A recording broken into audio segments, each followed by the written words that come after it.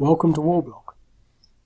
So we're going to play Arnaba. It's all part of these. These are all in the same place. Western Aleppo is the larger sort of campaign map. By the time I get around to doing it, it will probably be a little bit more out of date. But I don't know what else.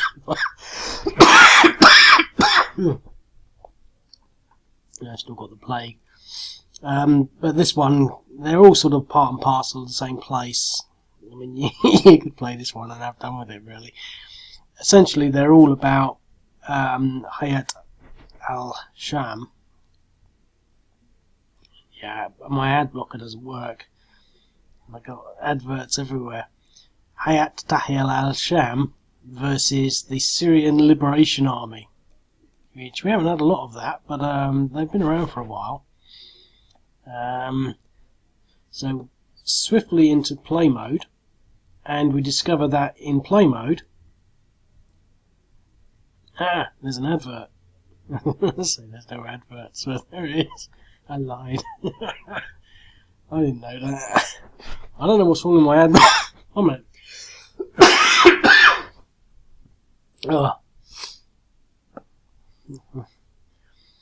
Right. So anyway, so the black people have got to sort of beat up all these green, white, and black guys, or the Hayat al-Sham. Basically, they've had a disagreement. I don't really know much about it. I never do really, but they've had a disagreement, and they're poaching each other's territory, and it's just incredible that there's just all this internal conflict going on whilst East Ghouta is still on fire and Operation Olive Branch is still ongoing, and there's these guys at it as well. Now, what you not so much won't... Well, how many times did I click it? No, obviously I clicked it too many times. Basically, it's fairly evenly matched, but I think that I wanted to make it not an overwhelming... something that's overwhelmingly easy. So I might take a few units out, but I don't want to make it stupendously tough. Basically, they're all irregulars. Now, that has some implications. And so, in theory, they should be able to do it, but only because they sort of decided to concentrate certain forces in certain areas. So, now if the Syrian Liberation Army were to maneuver all these forces, so basically if they pull forward and pull back, they could probably get a concentrated line down here that would be equal to that, but they can't. They're basically not equal, but this stack is sort of a bit extra, and there's a few extra down here. Maybe there's too much extra, but it's sort of what I was trying to get to here is that they're sort of equally balanced, but they don't have sort of enough for a front line, so it's village to village really, and so that they do take all these places. And so what we're really sort of thinking about is assuming is that that there's not much of a defence. It's more of a case of, and this is how the insurgent units work. When the insurgents are on the offensive, they're usually quite successful, but they're not very good at defending. And so, and I think that's sort of how I perceive a lot of what happens. If you try out, I can remember what they are. Tahrir al-Sham were to take this place here, or to attack it even, just by the nature of attacking it, they would run away. And I don't want to sound a bit odd, but I watch animals like seagulls, and if a seagull charges with a lot of energy at another seagull, the other seagull will just run away because it's got this large force. It sort of doesn't understand that maybe it could defend itself, and then it will sit there, and then it might fly back at the other one a bit later, and then the other one will run away. And I think they work in a similar way. I'm not trying to say that they're seagulls, but so when this units attack this, they will run away, because when irregulars attack, they get ×5 their strength, as long as they're under 5. So really, and this is why I want to sort of turn it down, so it's not really massively simple to do. So, for example, if this was just one unit, they could attack into there. Basically, let's forget about all the modifiers, because they would be at 1.1 in there, so they wouldn't get 5 to 1. But let's suppose it was 1 to 1. They would get 5 to 1 because they've got 1 times 5. They're under 5, so that would be 5 to 1. However, if the Syrian Liberation Army then wanted to attack back, again, they would actually have a 5 to 1. And so it's more a case.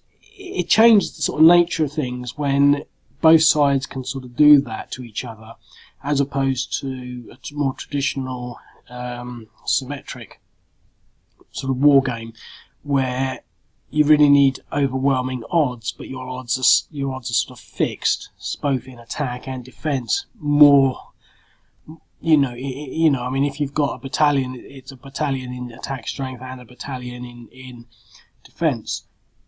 The irregulars don't work like that, and that's quite deliberate, and I quite like the way they work, but I'm always a bit unsure as to whether it really is convincing. But what I'm trying to sort of build up here is that sort of dynamic where, these could probably attack back, but they've got more. So, for example, let's just count them up. 1, 2, 3, 4, 5, 6, 7, 8, 9, 10, 11, 12, 13. 2, 4, 6, 8, 10, 14, 15, 16, and then we've got this. So if we were to take this stack out, that would be 16 versus 14. 1, 2, 3, 4, 5, 6, 7, 8, 9, 10, 11, 12, 13. 16 versus 13. And plus this stack, and I think that should be a sort of fairly well balanced sort of setup. The only one thing to sort of just note in addition to that is that down here, this is Kafr, and essentially what happens there, now we've got 2 asterisks there. I'm being a sort of bit advanced on the way I'm dealing with things. It's not really that important, but the Kafr, the villagers actually kick them out. So the Syrian Liberation Army sort of prepare to make a defence in Kafr, which is actually a town, or at least it looks more like a town than other villages. But the villagers, or the townspeople, maybe I should call them townspeople, not villagers, they kick them out, and that's quite interesting. And so to reflect that, on turn 2 you get a villagers irregular unit, and they only have it's quite interesting actually, because they're a regular unit, so they perform in the same way as the regulars, but they have attack of 1, a defence of 2, which is quite significant because it means that, even if you've got a 5 attack, automatically that means you're only going to get a maximum of 2 to 1 against them. I put that down to them being a little more stoic, but they've only got 2 movement because they're really not that dynamic. They're only geared up for sort of defending their own own immediate place. But I thought it was interesting that they were kicked out by the villagers who didn't really want them sort of using Kafr as a defensive location, and bringing all death and mayhem that comes with that.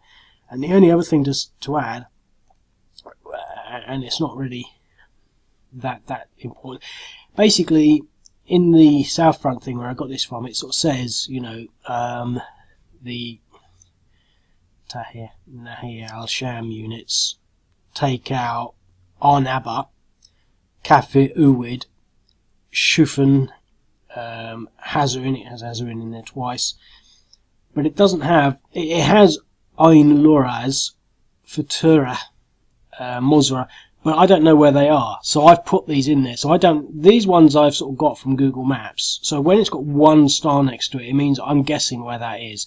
It could be that it's somewhere completely different. It could be all the way off the map. I don't know. So there's 1, 2, 3, 4 that I've guessed, and the others are sort of accurate. And it's just a side note, really, but I've used those little asterisks in there to sort of indicate that. So, Hayat, Tahrir, al-Sham. I don't know why. It's one of those things I can just never remember. Well, I think the first thing they're going to do, obviously, is to take out Mozra. And I'm not sure whether I want to really think about a strategy, because I get the feeling they're quite sort of wild, and probably just pile everything forward. and I certainly think that they can probably afford to do that, really. I get a feeling they've just got too much. But one thing's worth bearing in mind, they're all 3 units, so I've done that deliberately so that the movement is quite slow, so the roads become a little more important, and it becomes more of a game as opposed to giving them highly mobile units. So in theory it should be quite an interesting game.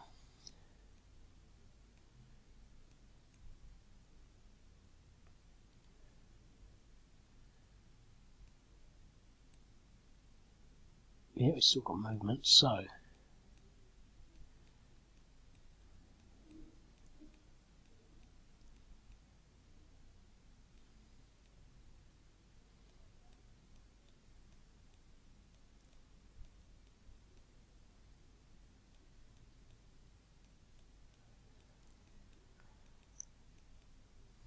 right.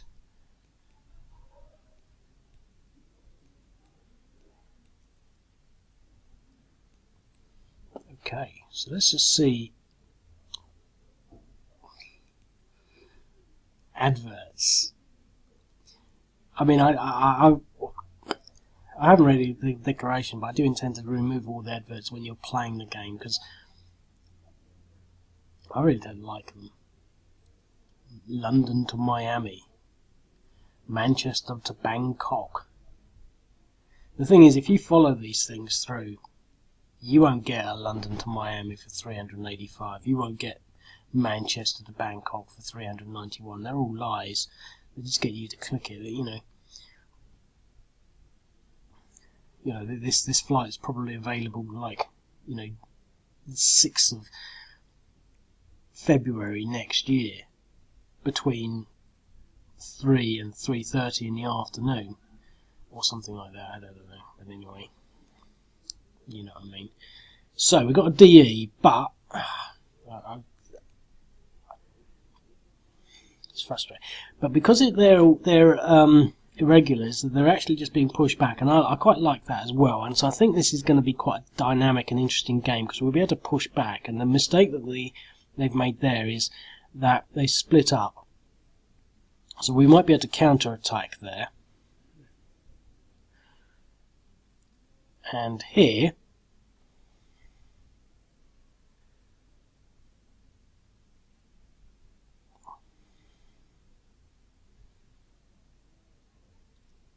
what I'm going to do is actually this.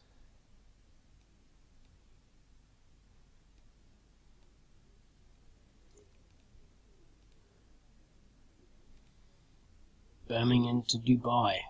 This is going to get very tiresome very quickly. 285. I wouldn't mind going there. I wouldn't mind living there, actually. Nice and warm. Look at that.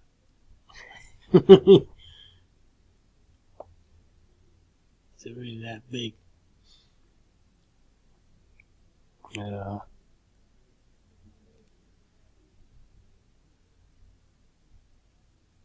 Come on.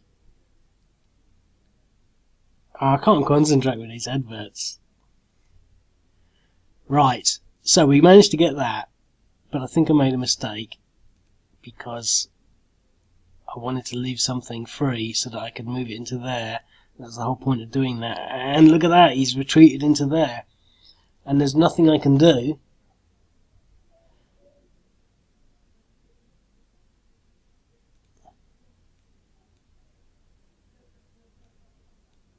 No, nothing. Oh well.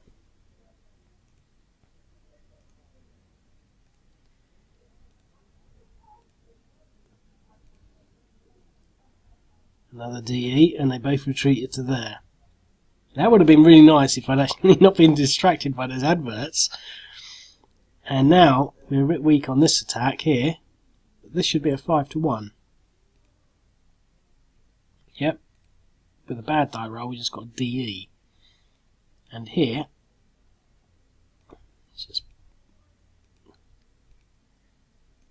I don't know why we're using all of them.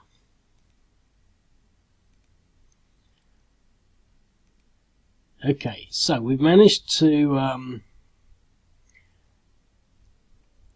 do that first strike. Now what's happening by default there is that these units are being pushed back. Nothing was destroyed or eliminated, and they are by default to some extent compressing that line. I mean, these ones have been fallen back to here, so we've now got almost parity. When they've got 1, 2, 3, 4, 5, 6, 7, they've got 7 there, we've got 4. This is the only weak area here. I mean, there's nothing really to defend that when we could push these two units and have a one-to-one sort of exchange around this Jadana area, but then that leaves that a little more exposed, and that's not an objective. It would be nice though to sort of counter-attack and maybe try and get some DEs, because if the Syrian Liberation Army can get a few, actually eliminate some of these units, every one that they do will bring the odds a little further down towards a parity. But here it's a bit more worrying. I think if I can get into this town,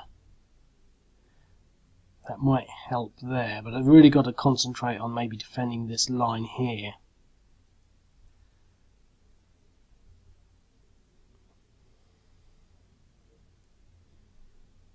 Okay.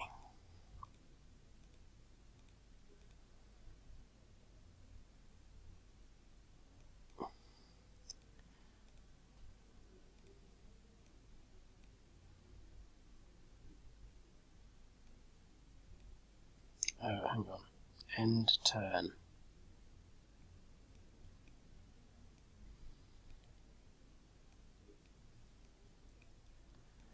Okay. So this is where the sort of that sort of toing and froing, like that Mozra was toing and froing, that the advantage is now on the Syrian Liberation Army side. They're going to get 10-1 against this.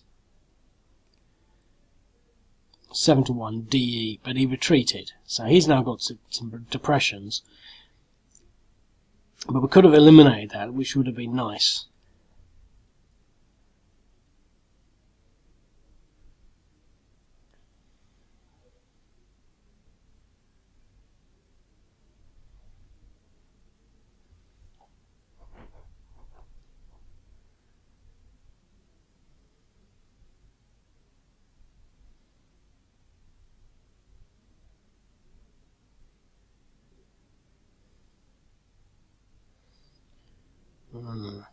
Not sure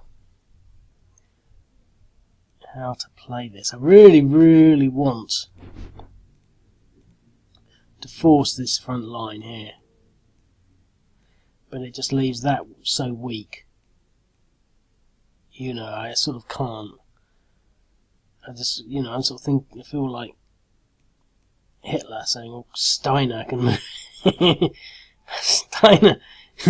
Steiner is just one unit.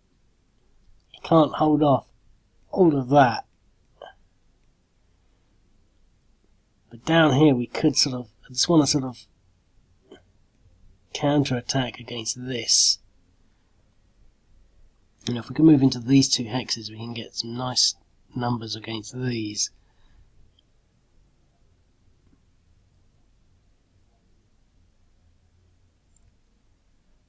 I don't know. I want to leave those there. I think a lot of it depends on how far this unit can get.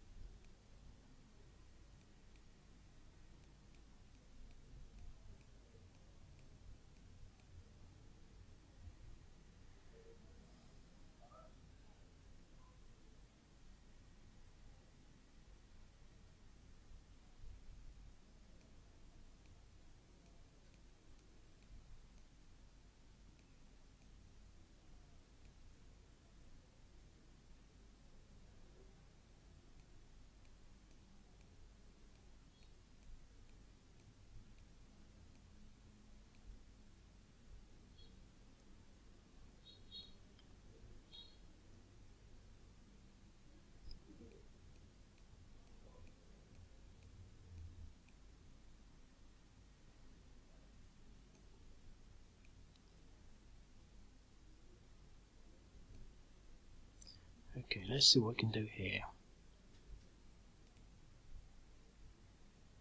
London to Atlanta. DE, so we push them back. We're only at 4 to 1.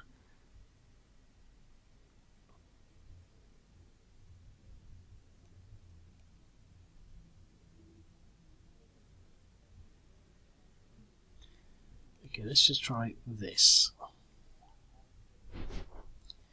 Okay, DE. Let's see if we can get a real DE here. Yep, and I do believe we got him, or did he go into there? No, he went into there. He's got depression 2. And this one here,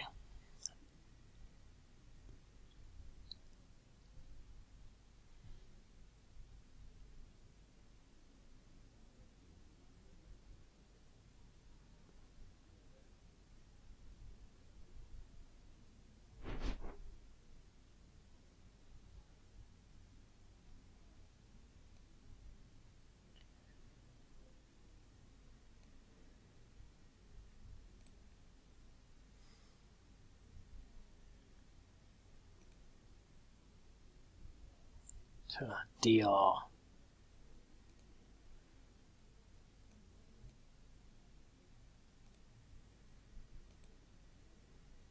DE. Okay, so I like that. Managed to sort of push them back, and it's a bit different. It's not like pushing armoured divisions back. It's just that ebb and flow of irregular activity. I think it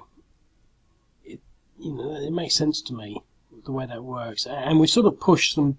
We made quite good ground. The only thing we haven't really done is to push this main body back, but we've sort of given them a bit of a punch down here and knocked them back over here. But again, I don't think that's really going to put them off. But what's happened now is that the Syrian Liberation Army now have a very clear line like that. I mean, these two units will probably be able to push a bit further down there. But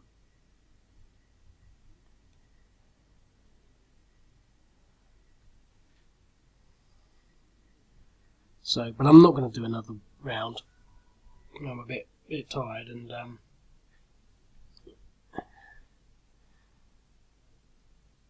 think I'm going to leave it at that. Now, let me just do one more round. Okay, so we'll end the turn. I'll just end the turn. I can't bother to have any extra movement. So, what can the Hayat Tahrir al-Sham actually do for to maximise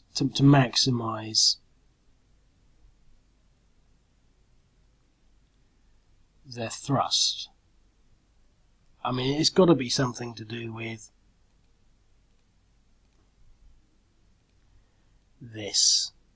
Now, I'm sort of thinking, push it through there.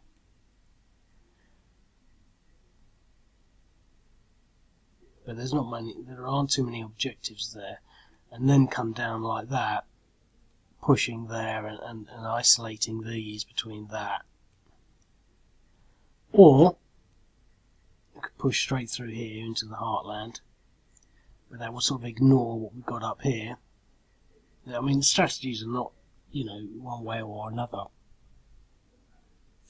But I think that's the main bulk, and I think whatever we do, we're going to push everything in front of us away. I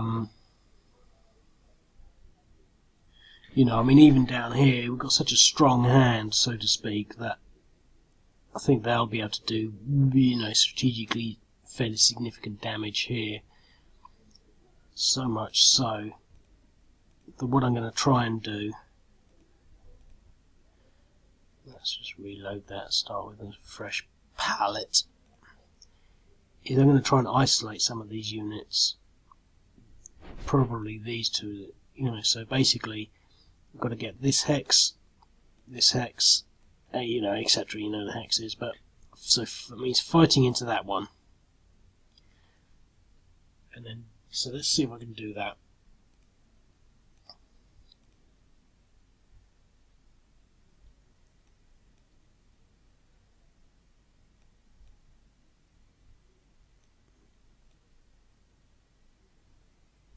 Can't get there.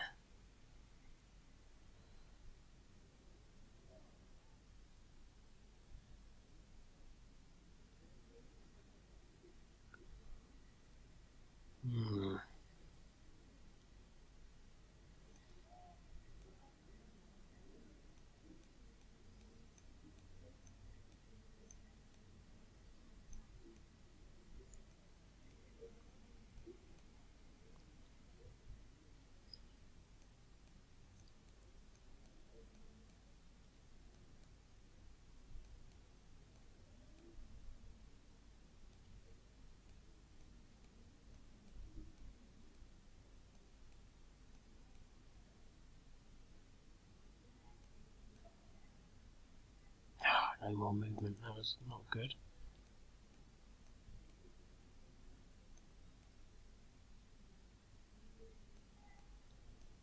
Okay.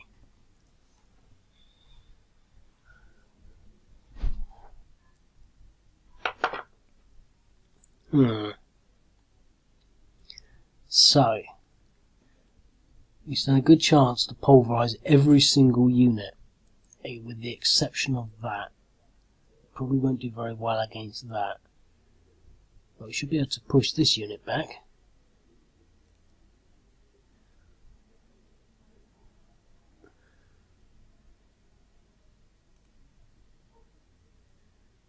DR. Let's see whether we can do something here. Probably, I mean, we're a regular, so we're going to go for it, but it'll probably only be a 2-to-1. But we've got the pushback, but we don't have the movement to move in there.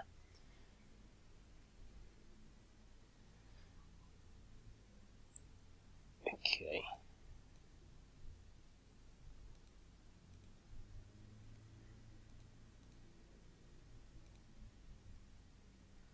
DR.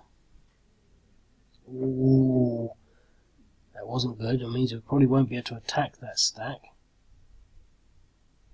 Then we have 3. We'll get 3-to-1.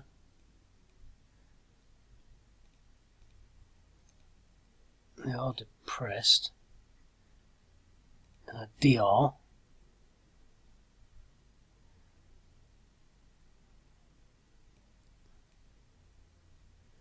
Right, so we can push into here.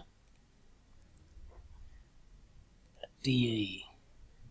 He must have retreated into there.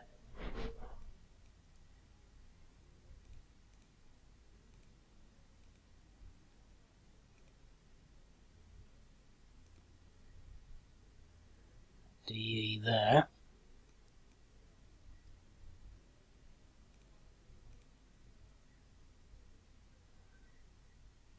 Hang on. So this guy can't move, so we've got 1 on each. Okay, so 1 there. Pushes him back. 1 into there. Okay, and he's still got a little bit of movement, but probably not enough to do anything. And here.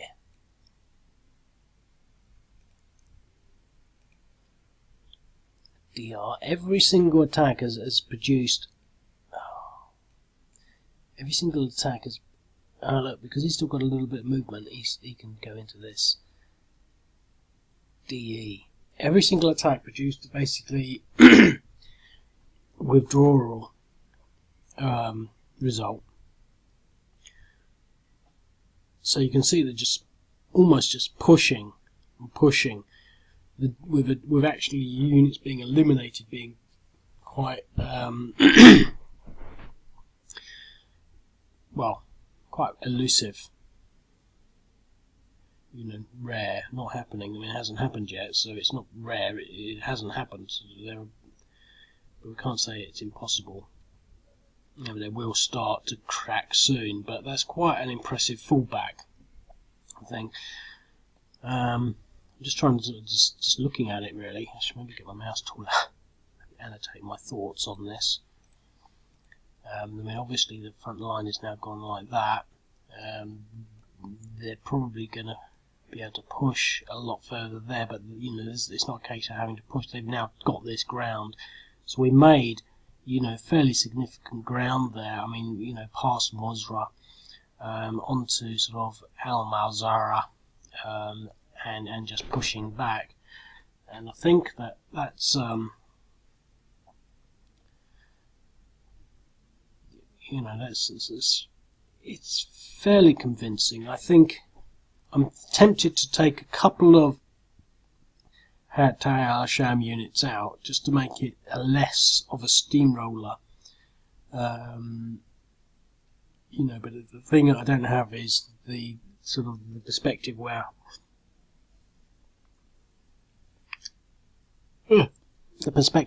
units have been lost, because once the units start to lose, the balance will become swayed one way or the other quite significantly, really. And I think the only thing that's left to do really for the Syrian Liberation Army is to possibly just fall back. I mean, even giving that up, I mean, they've got to sort of fall back along a line like this because their empire is over here, but in theory they could just fall back here. I mean, they're only trying to defend this, but that would just be silly. So we've got to sort of but I would sort of be more tempted to fall back like that to a line along there, you know, using Sufuhn as a hill. But what we don't have is the spanner in the works of Kafr, where the villagers up here, angry villagers, have taken Kafr, which is, you know, a bit of a pain. But that's it. So I'm not going to do any more. I think that's quite interesting. I'm definitely going to take out two of the Hayat al-Sham units just to make it more gamified. Not something I should have said that. I don't like that word. Just to sort of, you know, add the sort of balance that will make thinking a little more required. You know, and I think you know, the thing to say is that I don't think this is sort of one of these scenarios that where the emphasis is on military genius. I just think that you know, when one side is attacking with not so much as significantly, but you know, a more active driving force, the other side's just going to move away. And the Syrian Liberation Army could, and they are further north, which is what one of those other scenarios are, attack the Hayat al-Sham positions themselves. So it's really just a case of, well, this is where they've got their advance going on, taking a whole bunch of villages, and the Syrian Liberation Army are actually probably just retreating anyway. They're probably not defending as aggressively or counter-attacking as I've put down in here, in this sort of simulation. And in the other ones, it's the other way around. And, you know, and it all comes down to some sort of inner dispute, because they're both considered, if you look at them on the maps, they're both considered militants, you know, opposed to the Assad regime. So, you know, for the last year or so, or 2 years, they've been sort of stable as a sort of the militants in that part of, I think it's southwest Aleppo region, province. And the fact that they're fighting amongst each other now is just, as I said right at the beginning, it's just so perplexing that they could start doing that. But I'm not sure that it's probably as aggressive as, say, the Turkish advance in Afrin, you know, where they're sort of got lots of ordnance. I think it's just a case of, oh my God, Hayat al-Sham are driving up the road in their sort of technics, let's run away, and that's about it. And then the next day the Syrian Liberation Army drive towards in their techniques, and then Hayat al-Sham run away. just like seagulls, you know, when they they're not seagulls. I shouldn't really labour that point, but it's just I do a lot of watching. Not so much, I don't want to call them animals like they're sort of reduced species or anything. But cats and pigeons and seagulls and ducks and swans, things that you readily see, or I readily see, and and they will sort of tend to just geese, they'll waddle at each other, and then they'll sort of, one of the geese is not expecting it, and they'll just sort of wander off. They very seldom sort of like dig in and sort of take the assault. It's sort of, and I don't know, if they're a little more intelligent, they could probably figure out that they can't really do much with their beaks, but they can. Swans can be pretty vicious, and it's all a matter of scale, but it's all about force. It's all about applied force, and that's what they're doing. They don't really clout each other around the head like people can with their fists and create subdural, hemorrhage, breaking bones and things like that. It's just a nice course of just sort of like charging at someone, building up a force of energy, and the other person running away. And I guess in the hierarchy of animal communities, they have ways of understanding what that means, but then it's just like, you can say a bird that was pretty big and tough, who won, not so much a fight, but a contest. And the next time you look at it, it's the one doing all the running away, as though you can't remember, because I don't think they sort of sit there and say, "Oh, now I'm the boss of geese." I don't think they do that. I mean, but the bigger ones probably get a little more leery because they're bigger and they have more power and they're more used to whenever they running away. But you can sort of tell that for when you can have seagulls chasing geese away just by flapping their wings and generating that. I probably shouldn't labour it too much because these are not geese and swans and pigeons and seagulls. They're sort of heavily armed men in techniques with machine guns and things. So anyway, I'm going to leave it at that. I can't remember what I was thinking now. I'm definitely going to take out 2 counters just to sort of give that the balance. But hopefully, if you find that interesting, if you think that you can gain some insight from that, then sign up and play and have fun. I'll speak to you later. Cheerio, bye.